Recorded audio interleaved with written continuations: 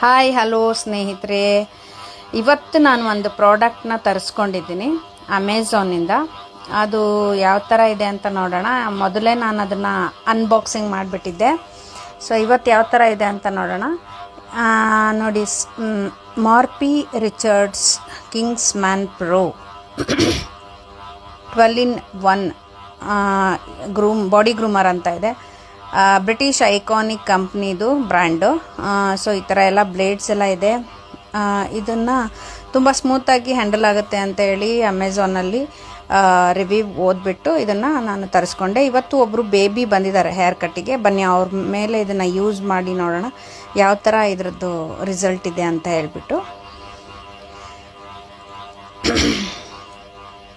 ನೋಡಿ, ಇದು ಈ ಥರ ಮಾಡಿಫಿಕೇಷನ್ ಇದೆ. ಇದು ತುಂಬ ಚೆನ್ನಾಗಿದೆ. ಬಜಾಜ್ ಎಲೆಕ್ಟ್ರಿಕಲ್ಸ್ ಲಿಮಿಟೆಡ್ ಅವರು ಇದನ್ನು ತಯಾರು ಮಾಡಿದ್ದಾರೆ. ತುಂಬ ಸ್ಮೂತಾಗಿ ಹ್ಯಾಂಡಲ್ ಆಗುತ್ತೆ. ವೈಬ್ರೇಷನ್ ಶುರು ಆಯಿತು, ಸೊ ಸ್ಟಾಪ್ ಮಾಡಿದೆ.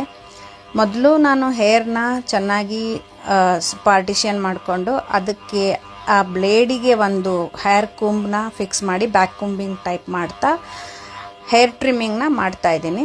ಬ್ಯಾಕ್ ಸೈಡು ನೇಪ್ ಏರಿಯಲ್ಲಿ ಬ್ಯಾಕ್ ಸೈಡು ಬೇಬಿಗೆ ಹೇರ್ ಟ್ರಿಮ್ಮಿಂಗ್ ಮಾಡಿ ನೀಟಾಗಿ ಪ್ಲೇನ್ ಬ್ಲೇಡ್, ನೋಡಿ ಅದು ಪ್ಲೇನ್ ಬ್ಲೇಡ್ ಇದೆಯಲ್ಲ, ಅದರಲ್ಲಿ ಸ್ಮೂತಾಗಿ ರಿಮೂವ್ ಆಯಿತು. ಯಾವುದೇ ಥರದ ಹರ್ಟ್ ಆಗಲಿಲ್ಲ ಮಗುಗೆ. ಸುಮ್ಮನೆ ಕುತ್ಕೊಂಡಿದ್ರು. ತುಂಬ ಶಾಂತ ರೀತಿಯಿಂದ ನಾನು ಹೇರ್ ಕಟ್ ಮಾಡೋದನ್ನು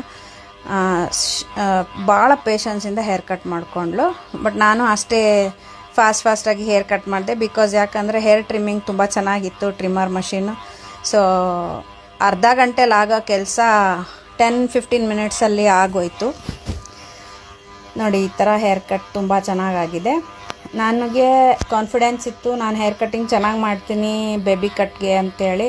ಸೊ ವಿತೌಟ್ ಗ್ರೂಮರ್ ಮಷೀನಿಂದನೂ ನಾನು ಮಾಡ್ತೀನಿ. ಬಟ್ ಈ ಗ್ರೂಮರ್ ಮಷೀನಿಂದ ಅರ್ಧ ಗಂಟೆಲಿ ಆಗೋ ಕೆಲಸ 15 ನಿಮಿಷದಲ್ಲಿ ಆಯಿತು. ತುಂಬ ಚೆನ್ನಾಗಿ ನಾನು ಇದನ್ನು ಮಾಡಿದೆ. ನೋಡಿ, ಈ ಥರ ಫಿನಿಶಿಂಗ್ ಆಯಿತು.